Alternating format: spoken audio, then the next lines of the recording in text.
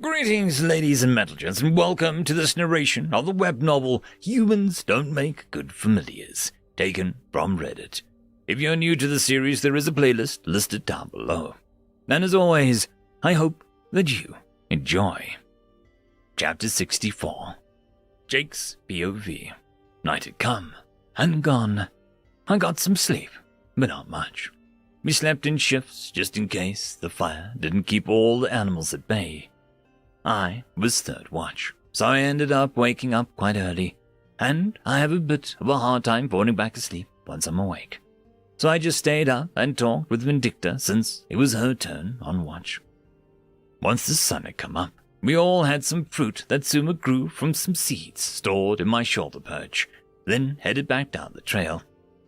Careful on the rocks, they seem more unstable than they did yesterday, I said as I regained my balance after nearly falling on my butt.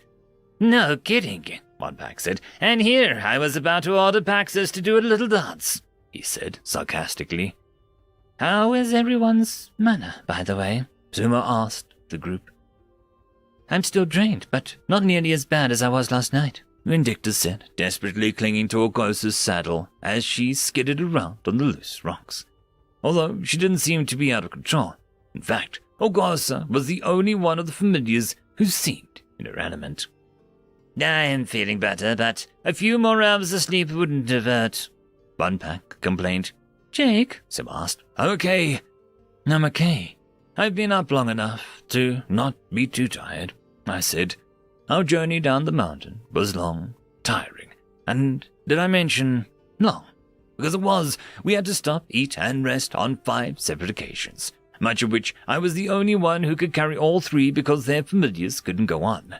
At least the journey down was fairly easy, just time-consuming. It took hours, but eventually we made it back to the camp. Ah, there you are, the drill instructor called out as he landed on a perch near us. I was beginning to think that I would either have to get a search party together or start preparing your eulogies. Sorry, sir, we got caught, Suma tried to explain, but was cut off. If you have injuries, go to medical station for some healing. Once everything is taken care of, you can explain in full. Dismissed, he stated, and flew back to the vine hut he came from.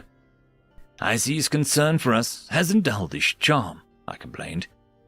We may as well go get checked out. It might be the only break we get until this whole thing is over, Vindicta suggested. We all agreed and went to get checked out. All of them were suffering from life force depletion. Their mana was running dry, but no one had any injuries that weren't fixable. They each had a muscle strain, and their wings were a bit battered from flying in the cave and hitting the walls, but nothing bad. I guess we should go give our report, I said. I started making my way there, and the rest flew, arriving much sooner than me. As we all entered the instructor's office, he offered the others purchase, then began asking us questions. Do you want me to make you a seat? Suma asked me over our private connection. I'd like to try, if that's okay. I need the practice, I said. She nodded her head and refocused on the instructor.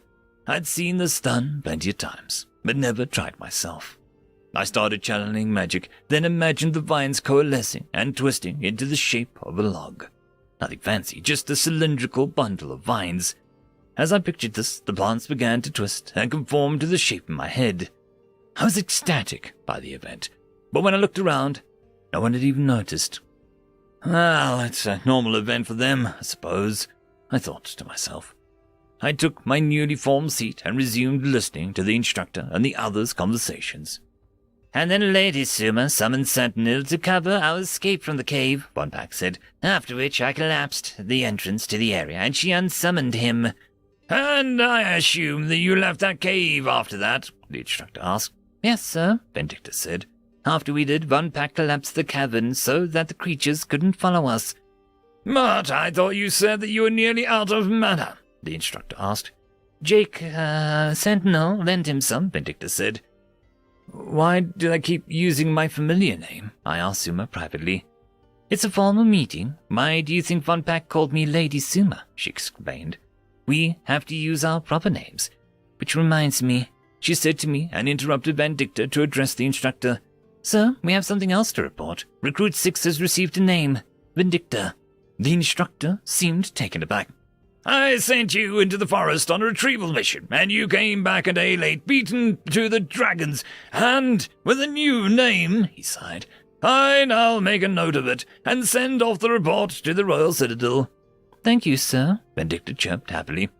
You'll still need to present yourself to the Grand Duke when you return, but until his approval or disapproval, you'll be considered a named Niema, the instructor clarified. Vindicta thanked him, and we got back to our report.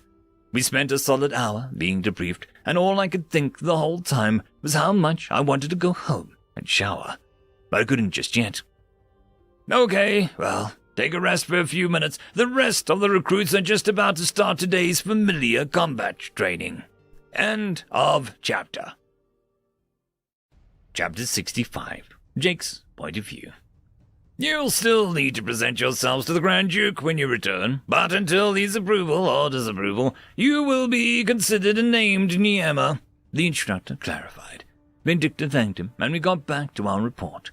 We spent a solid hour being debriefed, and all I could think the whole time was how much I wanted to go home and shower. But I couldn't just yet. Okay, well, take a rest for a few minutes, and the rest of the recruits are just about to start today's familiar combat training. Suma's point of view. There were about 15 Niema and their familiars currently present for today's combat training, including myself and Jake. I was perched on Jake's saddle, and he had, for some reason, begun standing incredibly straight. I don't know how he had the energy for it after we had spent all day climbing down Dragon's Hoard. Today's exercise is to train your teamwork, not between your fellow soldiers and medic, but between yourselves and your familiars, the instructor loudly announced. Look out onto today's training area. You will see several metal dummies. Your goal today is to land 3 attacks on the dummies. To be clear, that is 3 for you and for your familiar as well. You may achieve these attacks as you see fit, but be warned. He stopped talking. The dummy I was looking at suddenly started spinning and floating in the air. Then it began to shoot flames from its center mass. These dummies like to hit back, the instructor concluded his rousing speech by asking who wanted to go first. I will, sir, one Niema volunteered. I didn't know his name, but it was the one with the black serpent familiar. A member of our last familiar training session's winning team. Step forward, Lbry Kaspala, the instructor said. Take whatever position on the field you'd like and begin on my order.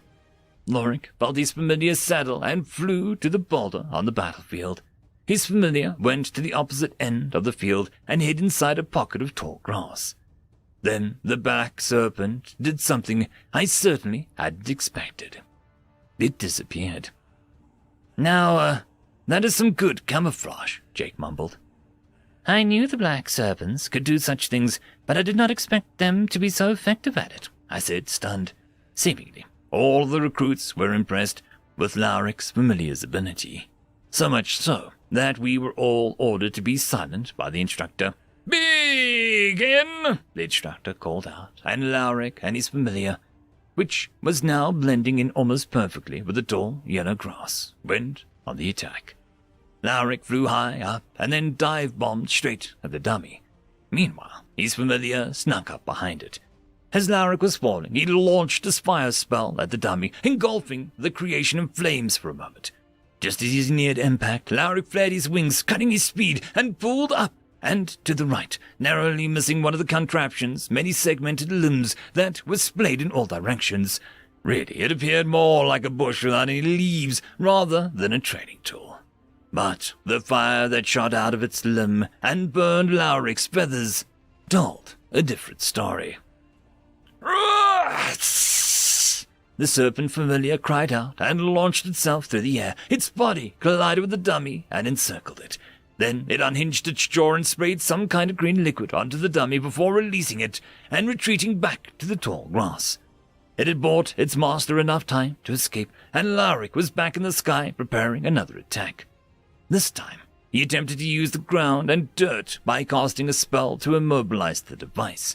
Pillars of rock and dirt surrounded the dummy on all sides, then came crashing down on top of it, bending it to the ground and preventing it from flying away.